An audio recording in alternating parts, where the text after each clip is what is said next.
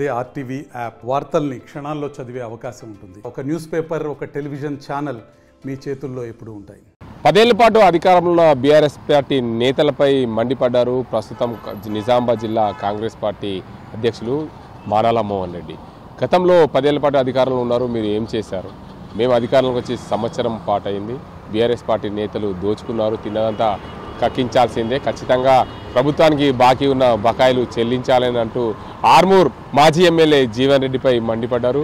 నాడు జీవన్ రెడ్డి మీడియాతో అన్న మాటలకి ఈరోజు ఆయన సమాధానం ఇచ్చారు. ఎందుకంటే కాంగ్రెస్ పార్టీ అధికారంలోకి వచ్చింది, ప్రభుత్వానికి ఎవరు బకాయిలు చెల్లించాల్సిందే, వారు ఖచ్చితంగా చెల్లించాల్సిందే అని అన్నారు. అసలు మానాల మోహన్ రెడ్డి ఏమన్నారు చూద్దాం.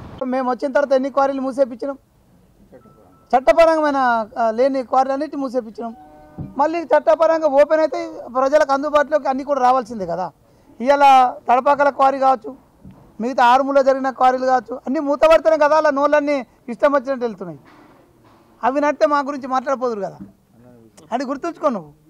అంటే ప్రాక్టికల్గానే మేము చెప్తున్నాం, అవినీతి అక్రమ నిర్బంధాలు లేని మేము అక్రమ నిర్బంధాలు ఉంటే ఇవాళ వాళ్ళు మాట్లాడుతారు వాళ్ళు కొడుకులు. అరే ఇప్పుడు అంటే మేము వచ్చినప్పుడు వేసిన కేసుల ద్వారా అవన్నీ కూడా ఎక్కడికక్కడ కేసులు ఉన్నాయి, కోర్టు కేసులు ఉన్నాయి. కోర్టు కేసులు ఉన్నప్పుడు ఇప్పుడు తడపాక వారే ఉంది, అది కోర్టు కేసులో ఉండి సీజ్ చేసిరు. దీన్ని ఇప్పుడు నేను ఏం చేయగలుగుతా? దానికి లెక్కలు కట్టి పెనాల్టీ కూడా వేసిరు, లెక్కలు కట్టి పెనాల్టీ కూడా వేసిరు. వాళ్ళు కట్టాలా, కట్టితే తప్ప అది చాలు కాదు. ఏది ఆర్టీసీ కాంప్లెక్స్ కక్కిపించినామో లేదా డబ్బులు కట్టేది 10 సంవత్సరాలు రూపాయి కట్టకపోతే 5 సంవత్సరాలు. అరే మీకు ఇంటలేవు, ఏం బిక్కున్నారంటే గవే బిక్కున్నారు, పైసలే కదా బిక్కున్నట్టు, ఏం బిక్కుంటారు? వాళ్ళు ప్రజాధనాన్ని వాళ్ళ సొంతంగా వాడుకున్నారు జీవన్ రెడ్డి, అర్థమైందా? వాడుకున్న పైసలను అంగబెట్టి నెత్తి మీద అప్పుడు బండలు కట్టెలు పెట్టి అంగబెట్టి పండబెట్టి వసూలు చేసిన పైసలు ఇంకా వీకేది ఏముంటుంది అందులో?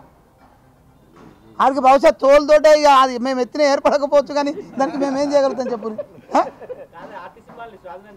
స్వాధీనం ఎట్లా చేసుకుంటారు? ఒక అగ్రిమెంట్, ఒక ప్రభుత్వం అగ్రిమెంట్ అయిన తర్వాత అక్రమంగా డబ్బులు కట్టకుండా 5 సంవత్సరాలు 5 కోట్ల రూపాయలు పెండింగ్లు ఉండే వాటిని వసూలు చేస్తున్నామా లేదా? ఇలా నిలబెట్టి వసూలు చేస్తున్నాం. ప్రజాధనాన్ని దుర్వినియోగం కావద్దని చెప్తున్నాం మేము. ప్రభుత్వం వచ్చిన తర్వాత ప్రభుత్వం ఏం చేస్తుంది? కక్ష సాధించి లోపలేసుడు కాదు కదా, ఆ ప్రజాధనాన్ని తిరిగి ప్రజలకు చేరవేసే ప్రయత్నం చేయాలి. ఆ పని కాంగ్రెస్ పార్టీ చేస్తుంది. టీఆర్ఎస్ పార్టీ నేతలు అధికారం పోయిన తర్వాత పిచ్చెక్కి మాట్లాడుతున్నారని చెప్పి జిల్లా కాంగ్రెస్ అధ్యక్షుడు మానాల మోహన్ రెడ్డి అన్నారు.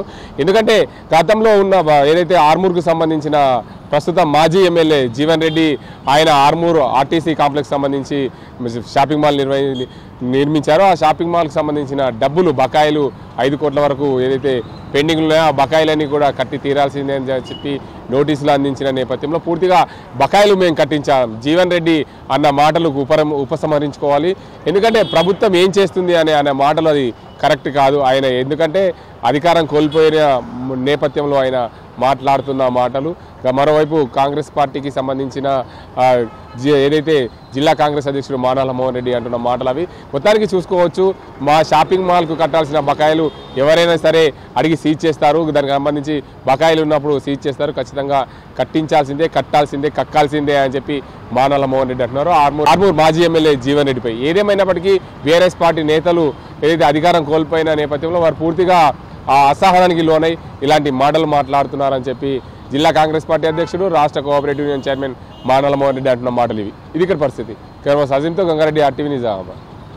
మరిన్ని వీడియోస్ కోసం ఛానల్ ని సబ్స్క్రైబ్ చేయండి, లేటెస్ట్ అప్డేట్స్ కోసం వాట్సాప్ ఛానల్ ని ఫాలో చేయండి అండ్ లింక్ డిస్క్రిప్షన్ లో ఉంది.